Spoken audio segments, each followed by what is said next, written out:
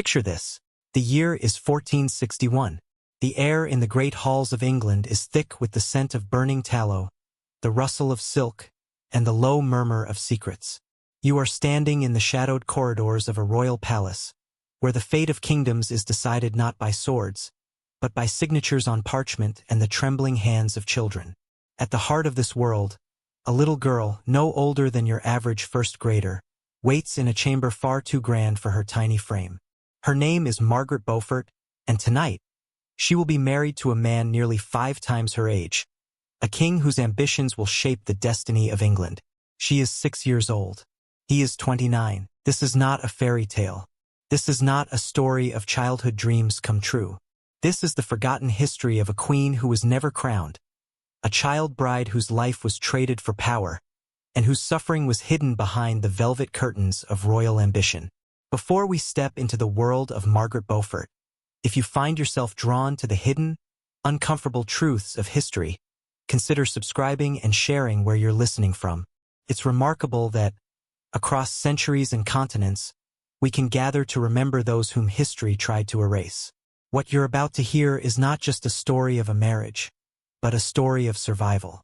It is a story of how a little girl, forced into the role of a queen, endured the unimaginable and, in doing so, changed the course of English history forever. Margaret Beaufort's name may not be as famous as Elizabeth or Anne, but her legacy is written in the bloodlines of kings and the silent suffering of countless girls who came after her. Let's begin not with Margaret herself, but with the world she was born into, a world where children were pawns, and the ambitions of men were measured in marriages, not battles. England in the mid-15th century was a land torn apart by the Wars of the Roses, a brutal civil war between the houses of Lancaster and York. The throne was a prize to be won at any cost, and the cost was often paid by those least able to defend themselves.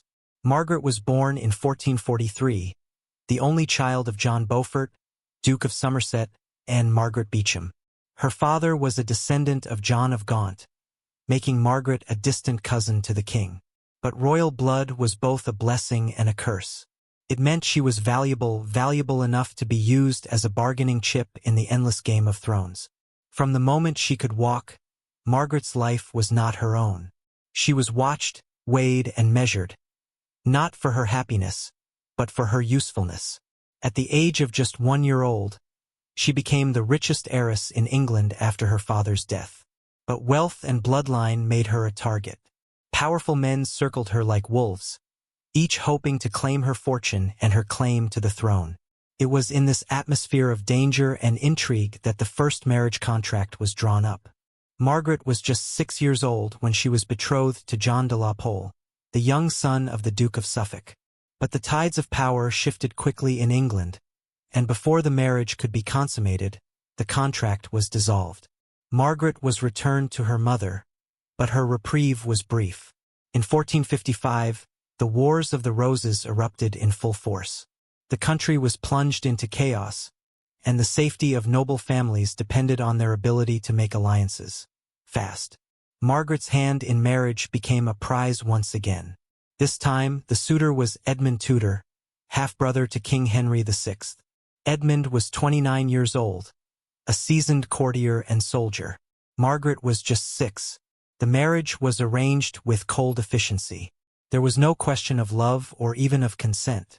Margaret's mother, herself a survivor of political marriages, could do nothing but watch as her daughter was led away.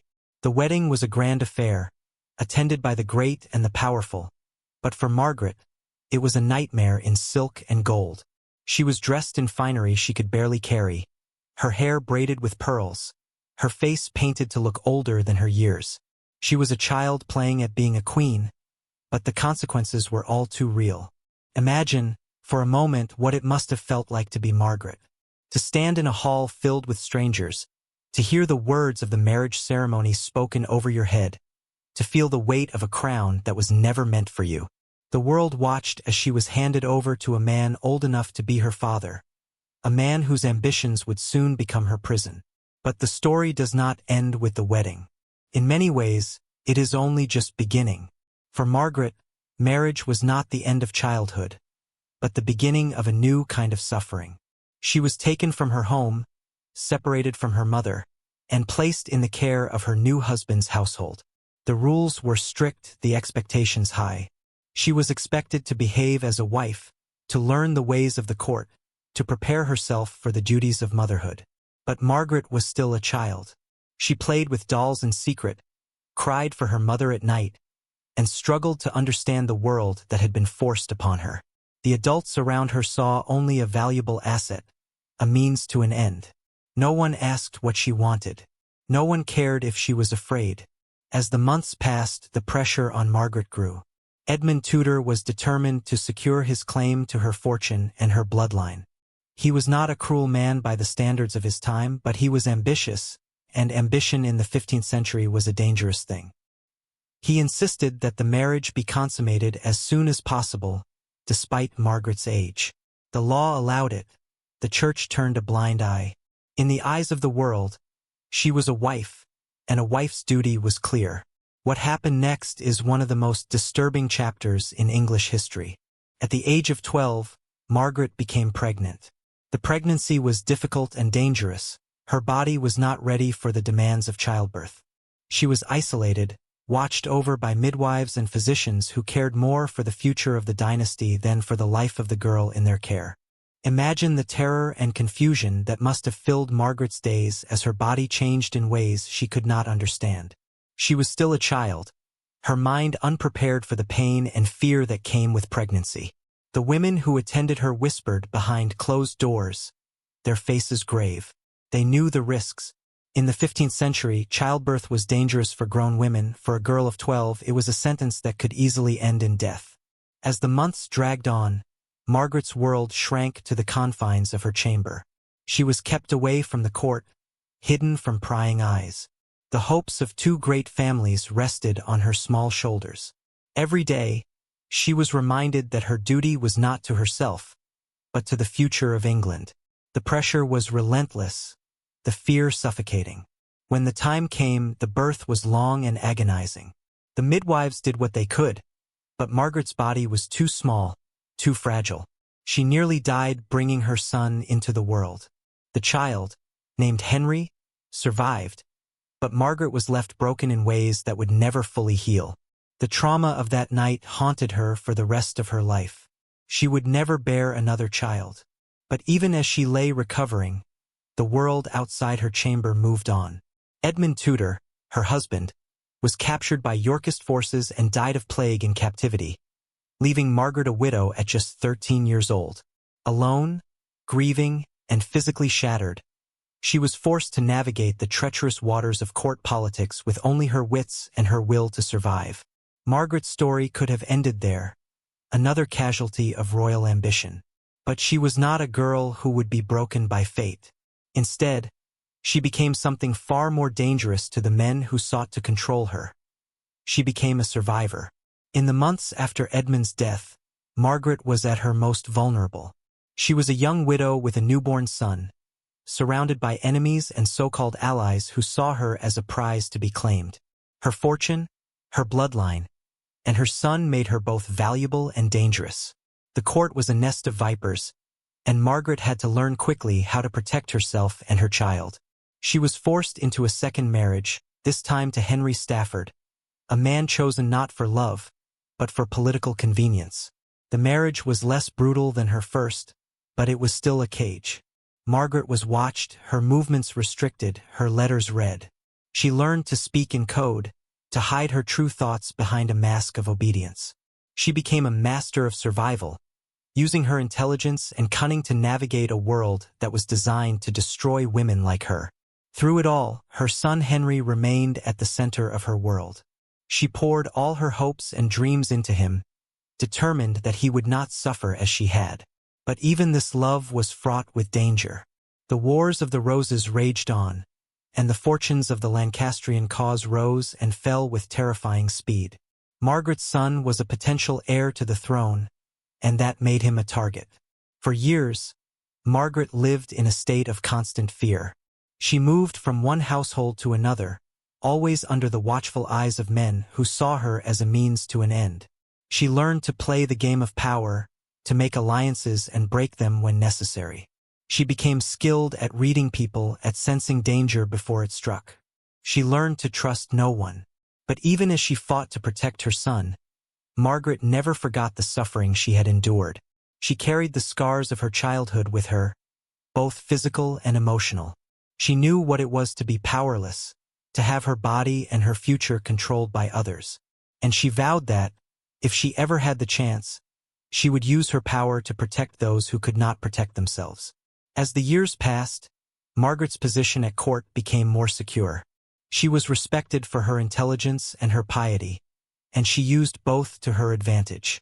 She became a patron of scholars and priests, building a network of allies who would support her cause. She gave generously to the church, endowing colleges and monasteries in her name.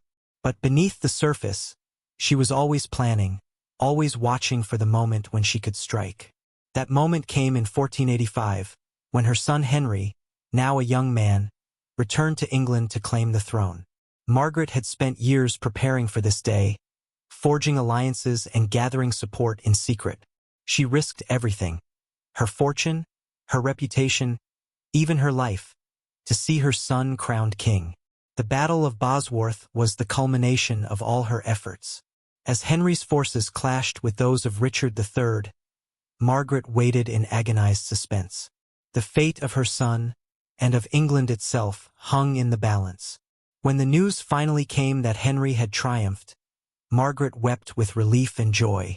Her son was king. Her suffering had not been in vain. But even in victory, Margaret's story was not one of simple triumph. She had won, but at a terrible cost. The years of fear, loss, and pain had left their mark. She was celebrated as the king's mother, but she was never crowned queen. Her role was always in the shadows, her power exercised behind closed doors.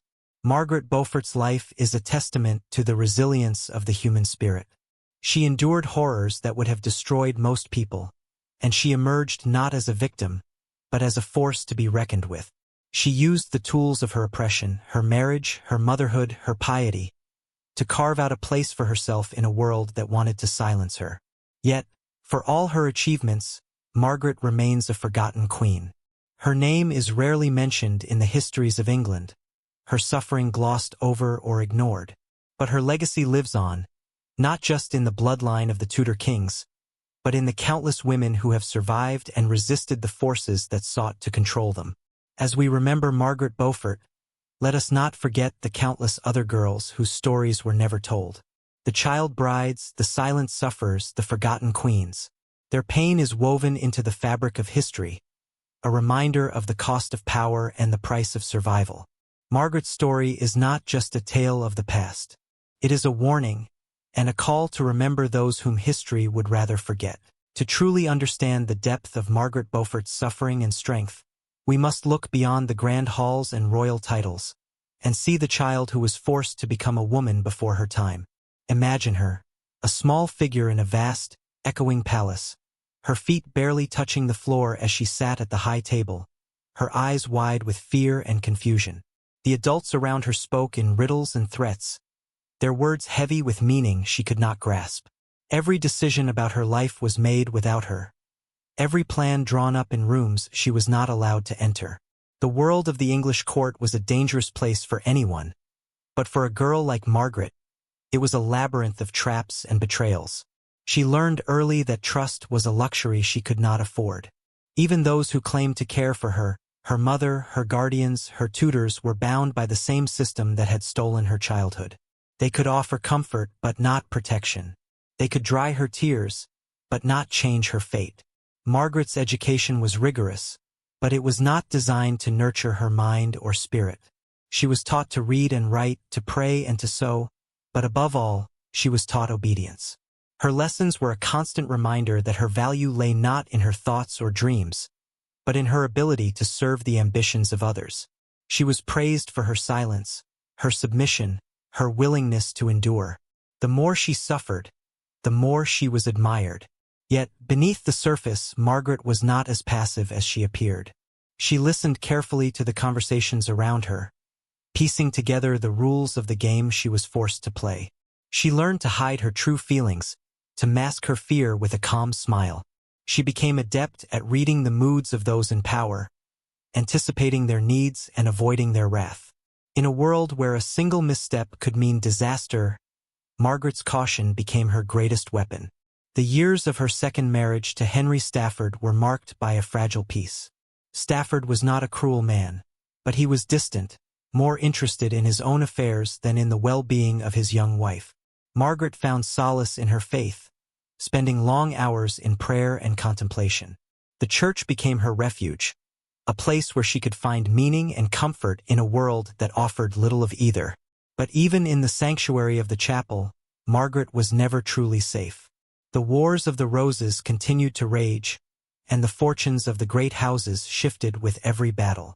Margaret's position was always precarious, her safety dependent on the whims of men who saw her as a pawn in their endless struggle for power. She lived in a state of constant vigilance, always prepared to flee at a moment's notice. It was during these years that Margaret's relationship with her son, Henry, deepened into something fierce and unbreakable. She saw in him not just the hope of her family, but the hope of England itself.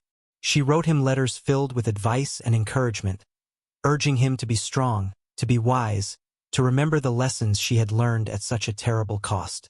She dreamed of a day when he would be free from the chains that had bound her, when he would rule not as a puppet, but as a king in his own right. But the path to the throne was fraught with danger. Henry was sent into exile for his own safety, separated from his mother by miles of hostile territory. Margaret's heart ached with longing and fear, but she never gave up hope. She worked tirelessly to build alliances, to gather support for her son's cause. She risked everything, her fortune, her reputation, even her life, to see him restored to his rightful place. Margaret's efforts were not without cost. She was constantly under suspicion, her loyalty questioned by both friends and enemies. She endured interrogations, threats, and even imprisonment, but she refused to be broken. She used every tool at her disposal, her intelligence, her faith, her network of allies, to survive and to fight for her son's future.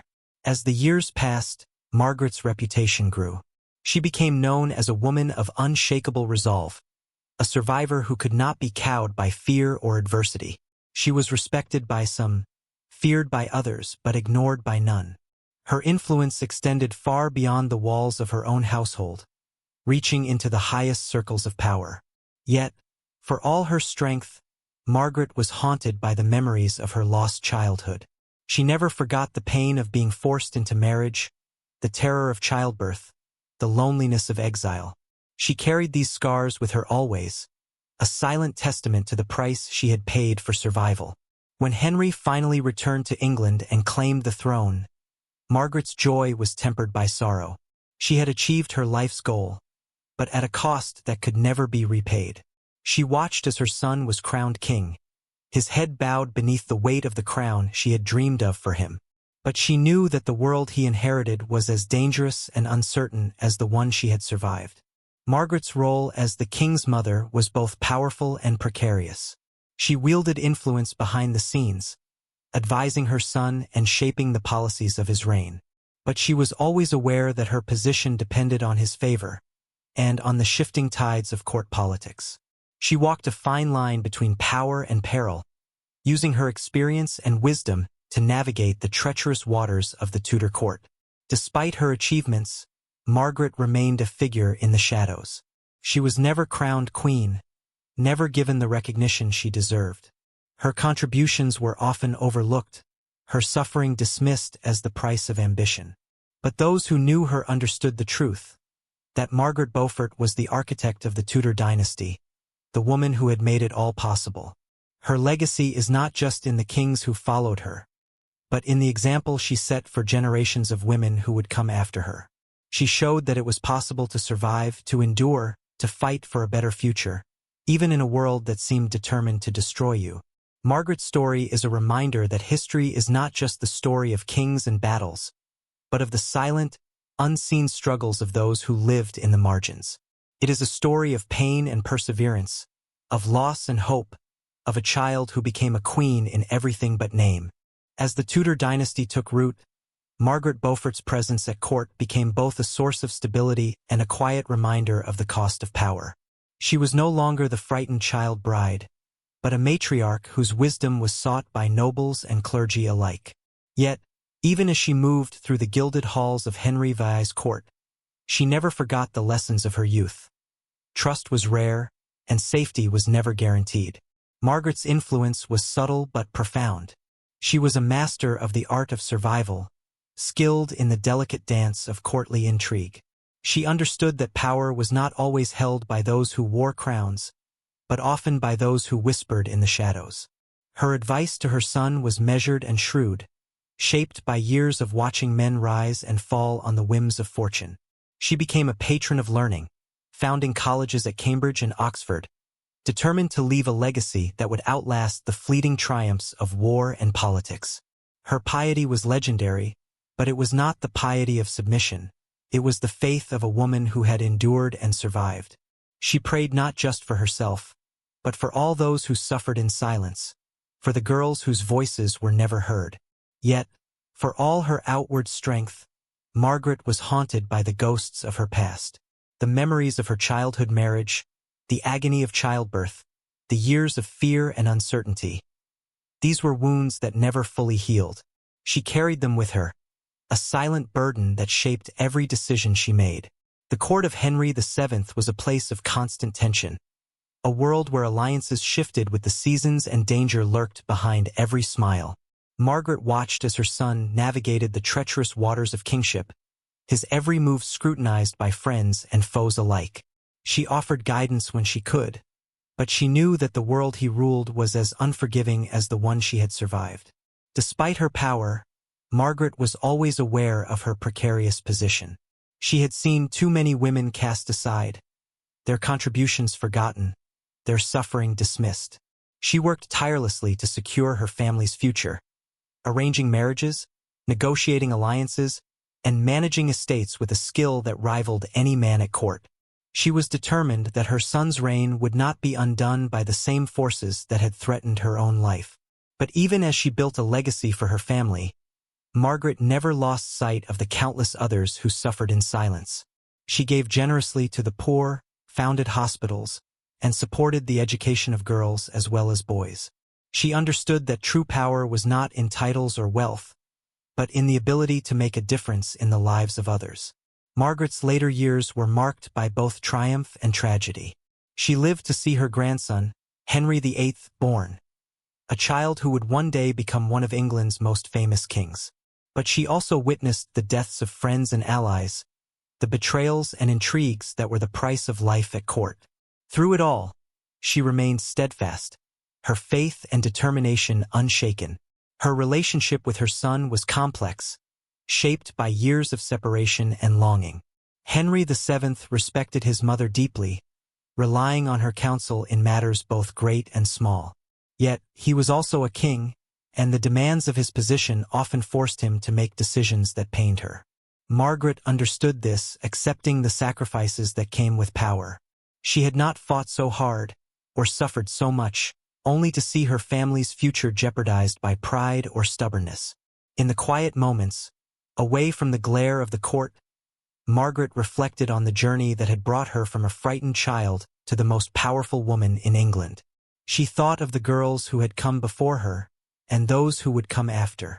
She prayed that their lives would be easier, that they would not have to endure the same pain and fear. But she knew that the world changed slowly, and that the forces that had shaped her life were still at work. The marriage of children, the use of girls as pawns in the games of men, the silencing of women's voices, these were not relics of the past, but realities that persisted in her own time and beyond. Margaret's story is not just a tale of survival, but a call to remember those who have been forgotten. It is a reminder that history is written not just by the victors, but by those who endure. Her life was marked by suffering, but also by resilience, by the quiet strength that comes from refusing to be broken. As she neared the end of her life, Margaret looked back with a mixture of sorrow and pride. She had lost much: her childhood, her innocence, her dreams, but she had gained something far more valuable: the knowledge that she had made a difference. She had fought for her son, for her family, for the future of England. She had survived, and in doing so, she had given hope to those who would come after her. Margaret Beaufort died in 1509, just months after her son, Henry VII. She was buried with honor, her tomb inscribed with words that spoke of her piety and her devotion. But the true measure of her life is not found in stone or gold, but in the legacy she left behind. A legacy of courage, of endurance, of quiet, unyielding strength. Her story is a testament to the power of the human spirit, to the ability to endure and overcome even the greatest of hardships. It is a story that deserves to be remembered, not just as a footnote in the history of kings, but as a beacon of hope for all those who have suffered in silence. Margaret Beaufort, the forgotten Queen of England, was never crowned, but she ruled in ways that no crown could ever capture. Her life is a reminder that even in the darkest of times, there is light to be found in the courage to survive. As the centuries passed, the story of Margaret Beaufort faded into the background of English history. Her name became a footnote, overshadowed by the kings and queens who followed her, by the battles and treaties that shaped the nation. Yet, if you look closely, you can still see her influence, woven into the very fabric of the Tudor dynasty, echoing in the halls of the colleges she founded, and living on in the stories of those who refused to be forgotten. Margaret's life is a mirror held up to the world she inhabited, a world where power was bought with suffering, where the ambitions of men were paid for with the innocence of children. She was a survivor, but she was also a witness. She saw firsthand the cost of unchecked ambition, the pain inflicted by those who saw others as tools rather than as people. Her story is a warning, a reminder that the pursuit of power without compassion leads only to tragedy. But Margaret was more than a victim of her circumstances. She was a creator, a builder, a force for change. She used the tools available to her, her intelligence, her faith, her resilience, to carve out a place for herself in a world that tried to silence her. She turned her suffering into strength, her losses into lessons, her pain into purpose. In the end, Margaret Beaufort's greatest legacy is not the crown she never wore, but the example she set. She showed that it is possible to endure, to survive, and even to thrive in the face of overwhelming odds. She proved that the quiet strength of a single person can change the course of history, that the love of a mother can shape the destiny of a nation. Her story is a call to remember those who have been forgotten, to honor the lives that were sacrificed on the altar of ambition. It is a reminder that history is not just the story of kings and battles, but of the countless individuals whose courage and resilience made those stories possible. So, as you walk through the corridors of history, do not forget Margaret Beaufort. Remember the little girl who was married at 6, the child who became a mother before she was ready, the woman who fought for her son and her country. Remember the forgotten Queen of England, whose life was a testament to the power of endurance, the strength of the human spirit, and the hope that even in the darkest of times, change is possible. And as you reflect on her story, ask yourself, how many other voices have been lost to history? How many stories remain untold, hidden behind the walls of palaces and the pages of forgotten books? Margaret's life is a reminder that every life matters, that every story deserves to be heard. In the end, the true measure of a queen is not the crown she wears, but the legacy she leaves behind. Margaret Beaufort may have been forgotten by history, but her spirit endures, in the lives she touched, the institutions she built, and the hope she inspired in generations yet to come. This is the story of Margaret Beaufort, the forgotten Queen of England. A story not of fairy tales, but of survival. Not of crowns, but of courage. Not of glory, but of grace. And in remembering her, we honor all those who have suffered in silence, and all those who have dared to endure.